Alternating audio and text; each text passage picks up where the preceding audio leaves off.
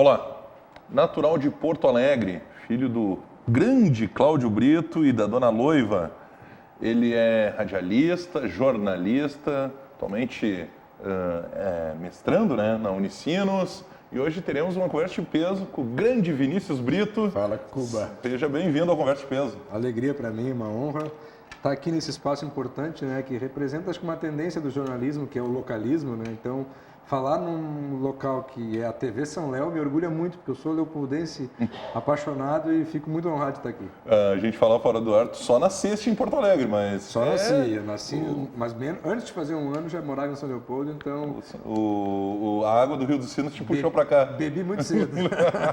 Pois é, Vinícius, poxa, tu és um jovem ainda, está com 32 anos. 32 anos. E só não nasceu aqui em Sorocaba, mas toda a criação, infância, juventude, enfim, na cidade. Você, até eu pergunto isso para o pessoal que vem aqui no Conversa de Peso, você viu uma diferença da cidade, da tua infância, da tua adolescência para os dias de hoje? Porque alguns me dizem isso, até inclusive um dos diretores do museu, o Visconde São Leopoldo, esteve aqui e falou isso, né, que a cidade nos últimos 15 anos passou por uma transformação muito grande.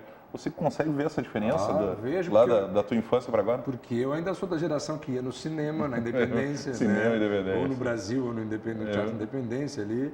Eu sou de uma geração que ia nas lojas Mena. Olha só. Né? Eu ainda peguei o Factory bombando, que agora virou farmácia. Incrível, né? Isso, né? Então eu na verdade me criei na Independência, né? Eu morava num prédio até conhecido, JC Silveira, no centro de São Leopoldo. Nossa, ali. Então, coração da cidade. Era na quadra em frente à quadra do Factory. Então eu me criei vendo a fila do Factory dobrar a esquina e chegando até a porta do meu prédio, né? Eu tinha uma videolocadora na frente também, que hoje as videolocadoras com a internet também estão minguando, mas então eu sinto bastante diferença assim da São Leopoldo lá de trás para São Leopoldo de hoje, não tenha dúvida disso. E a paixão pelo jornalismo, né? Poxa, teu pai é uma referência, tanto no direito como no jornalismo. Vem dessa influência dele, a paixão pelo jornalismo? Vem, nada forçado, muito pelo contrário, né? Até porque eu cresço muito mais com a figura do jurista dentro de casa, do promotor, do que do jornalista. Correto. Né? O meu pai, eu sou de 84, onde ele estava na plena atividade no Ministério Público.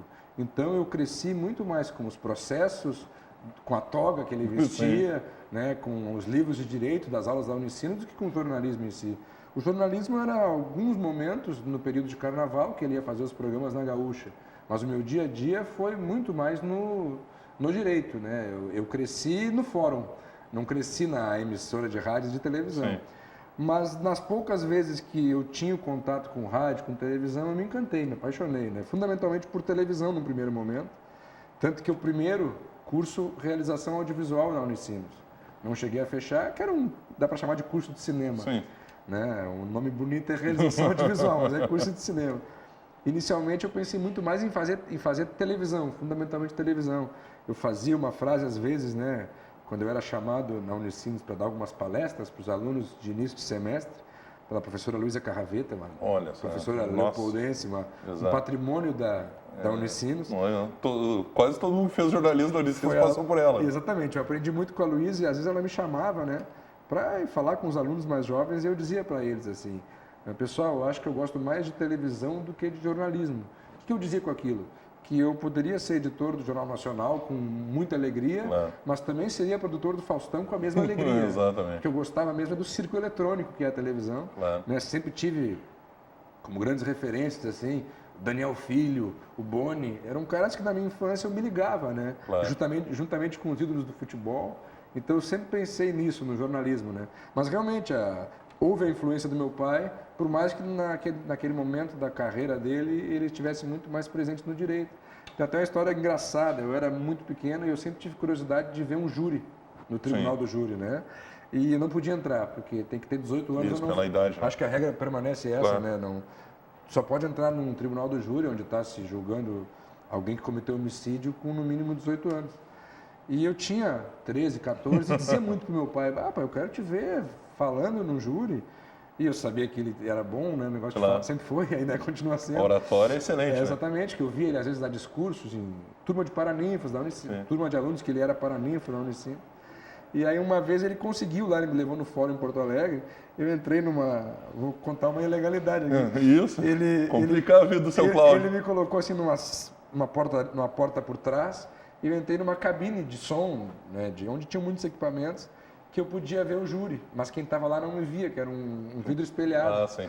Né, onde ficavam os equipamentos de som, assim. E eu aí, cheguei ali tu podia acompanhar. Eu podia acompanhar, fiquei meia hora no máximo olhando, mas eu com 10 minutos naquela sala, eu peguei um microfone desplugado, logicamente, e comecei a brincar que eu estava transmitindo o júri. Olha só. Aí meu pai me olhou assim, é isso aí, tá perdido.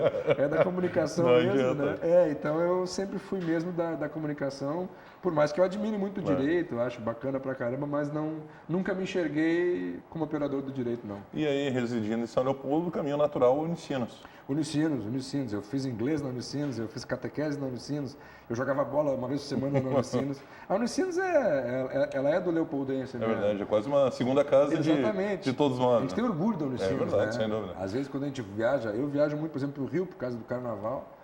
Aí, às vezes estou falando com alguém que é do mundo acadêmico, da UFRJ, da UERJ, e aí, São Leopoldo não é a cidade da Unicinos, e a gente enche o peito para dizer isso mesmo, da Unicinos da Aimoré. Sabe que tem o grande Natão Rodrigues, que hoje é presidente da Confraria de Capilé, e ele usa isso, que São Leopoldo tem 3 símbolos, né? É conhecida por 3 grandes símbolos, a Unicinos, o Aimoré e o Padre Real. Sem dúvida. É verdade, né? É verdade. O Aimoré lá a gente vê assim que já aconteceu muito comigo de estar no Rio, nos eventos carnavalescos, ou com jornalistas, né, do esporte lá. Você não é de São Leopoldo, você não é de Porto Alegre, né? Não, eu sou de São Leopoldo, que é próximo. É a terra da Aimoré. Olha só, sabe? Então o pessoal conhece, associa e a gente fica feliz da vida. O nosso índio que parece tão pequeno, né, para nossa realidade, mas poxa, acabou tomando uma dimensão muito grande. Exatamente, né? É imenso. Eu sou aimorezista, né? A primeira camisa de futebol que eu vesti foi do Aimoré. Olha só. Quando eu era muito pequeno, meu pai era assessor de futebol do falecido João Becker, grande João Becker, né? Presidente, pai do Felipe Becker, que depois também foi presidente. Então eu tenho uma foto com acho que pouco mais de 1 ano de idade, com de camisa... bermudinha branca e camisa do índio. O manto do Hoje índio. A coleção está imensa, tem um monte de camisa do Aimoré, mas... E foi através do Aimoré que a gente se conheceu, até para o telespectador saber, né? Sem dúvida. Essa ligação começou aí. Eu lembro bem de ti naquela campanha de quando o Aimoré subiu da 3ª para a 2ª. Isso aí. Né? Fez uma campanha maravilhosa ali. Espetacular, mais de 80% de aproveitamento. Exatamente, né? Jogou a final contra o Gaúcho de Passo Fundo. Né? Conquistou, como o pessoal diz, colocou a estrela no peito, né? Porque o Aimoré até ali não tinha um título no profissional, né? Sempre subia ou tinha os acessos com o vice-campeonato, 3º lugar, e acabou conquistando um título inédito. Né? Foi bacana pra caramba, e até ali foi um momento engraçado, porque na época eu era editor do Globo Esporte, e eu fui naquele fim de semana para ver o Aimoré, para curtir como torcedor, aimorezista, né? Só que eu levei uma câmera comigo. E aí falei lá com o Chu, falei com o Felipe Becker, eles me deixaram entrar no vestiário, lembro que eu fiz umas imagens bacanas dentro do vestiário. Era o Gelson, o treinador. Isso, o Gelson Conte, né? Gelson Conte era o treinador, deu uma palestra bacana, tinha Pitol no time. Verdade. E aí virou, depois quando a Aimoré sobe da 2ª para a 1ª, a turma lá, o Dig, o Chico, o Daniel, fizeram aquele documentário. Virou DVD, inclusive, exatamente, né? Usaram algumas daquelas imagens que eu tinha feito para o documentário meu, muito pessoal, do Aimoré. Espetacular. E tá aí a ligação, então, né? O Vinícius, a gente sabe que ele é vermelho também, mas... Vermelho. Mas o lado azul dele é o lado índio Capilé, né? Sem dúvida. Exatamente. Eu sou vermelho como colorado, sou azul do Aimoré. E no carnaval eu sou verde, porque eu sou mocidade. Olha então só, sabe que eu nunca fui tão ligado ao carnaval, enfim, mas sempre tive uma admiração pela mocidade independente de Padre Miguel. Tem muito bom gosto. Exatamente. Justamente, e aí o futebol, claro, uma paixão, enfim. E o carnaval também, o teu pai há muito tempo, inclusive, transmite carnaval, tem essa ligação com o carnaval, e isso também passou para ti, Vinícius. Mas aí é importante até dizer que a paixão pelo carnaval, a devoção, ela vem do meu pai e da minha mãe. Opa! Claro, meu Dona pai, Loiva. A Dona Loiva. Meu pai é conhecido, claro. Obviamente, então, essa ligação natural que se faz em relação ao meu pai. Mas, para resumir a história, a primeira vez que meu pai enxergou a minha mãe, ela estava num carro alegórico de uma escola de samba. Olha só. Ela é da cidade de Taquari, que é uma cidade próxima aqui, 1h30 de carro, tá ali, caminho de Santa Cruz, Venâncio Aires, né? Itaquari tem um carnaval muito forte, menos do que antigamente, mas era na época um carnaval muito forte. Década de 70 isso. E aí a minha mãe era a rainha da escola de samba Batutas da Orgia de Taquari. Olha só. Porque a minha família, por parte de mãe, meu falecido padrinho, a minha falecida avó, mas meus primos, já teve mestre de bateria, costureira, puxador. O carnaval é muito presente para a minha família por parte de mãe. Então eu nasço num berço carnavalesco duplamente, né? Do meu pai e da minha mãe. Então eu tenho lá... Dá no sangue. Dá no sangue. Desde muito pequeno, a música que mais tocou na minha casa a vida inteira foi o samba enredo. Sim. Né? A minha canção de ninar foi sempre o samba enredo. Né? Então a paixão pelo carnaval vem daí. Aí surgiu a veia, inicialmente o folião, depois o jornalista de carnaval, né? Que até hoje eu atuo nessa área. E há 10 anos, 11 anos, surgiu o compositor de samba enredo, né? Que é o que muito me orgulha dessa trajetória no carnaval, né? Eu tenho 10 anos aí como compositor de sambas enredo em escolas de Porto Alegre e de São Leopoldo também, já compus o Samba Império do Sol, que é mais um orgulho da cidade. Eu ia dizer, a grande escola de São Leopoldo. A grande escola de São Leopoldo, que tocada com muita garra pelo Miro, que é o presidente.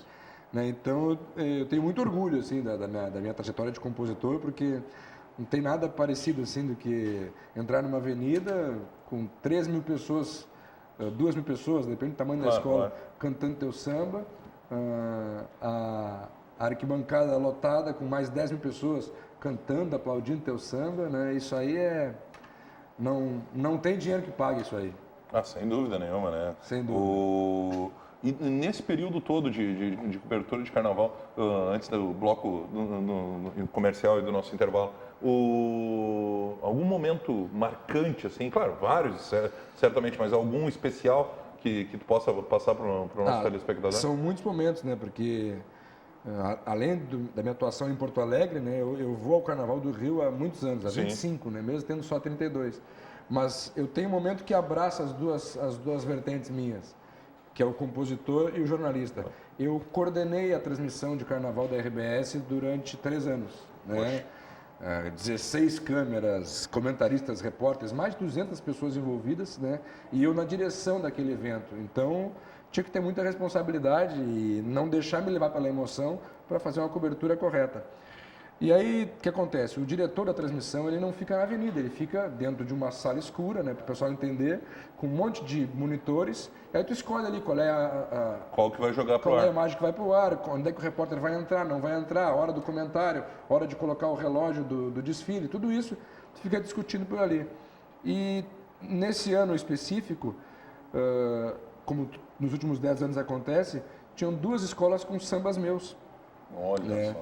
E teve um momento que a Imperatriz Dona Leopoldina, que fazia um enredo com o Luiz Carlos Prestes, Carvalheiro da Esperança, teve um momento que a bateria parava, né? Os cantores paravam de cantar e só o público cantava. E na transmissão foi um grande momento. E eu tô lá tendo que me controlar. Só que quando acontece isso, todos os colegas cinegrafistas, repórteres começam a gritar no microfone, aqui no circuito interno. E aí, compositor, parabéns, aqui. E aí eu pedi 5 minutos para tomar uma água e dar uma chorada, né? Dúvida, então acho que foi um grande momento, que a transmissão estava legal, o desfile foi bonito e aí isso se abraçou. Imagina quantas 1000 pessoas cantando algo que tu criou, né? Exatamente, eu e meus parceiros aí. Eu e meus parceiros, e vale dizer, os compositores desses sambas que eu faço, Vinícius Maroni, que é um dentista de São Leopoldo. Que maravilha. O Tom Astral, que é um músico de São Leopoldo, e o Simon, que é aqui de Novo Hamburgo também. Então é o vale inteiro que compõe esses sambas aí. Que maravilha. Vamos ao intervalo, sempre para Funny Feelings. Grande abraço ao Fabiano e toda a equipe lá do Funny Feelings. Tu já esteve lá? Olha, mais um que não nos deixa mentir aqui, porque é uma referência. Vou sair daqui e vou lá agora. Maravilha. A gente volta depois do intervalo e aí o Vinícius Brito vai contar um pouquinho da sua trajetória no jornalismo, algumas histórias marcantes também, coberturas, a trajetória dele como colorado, né?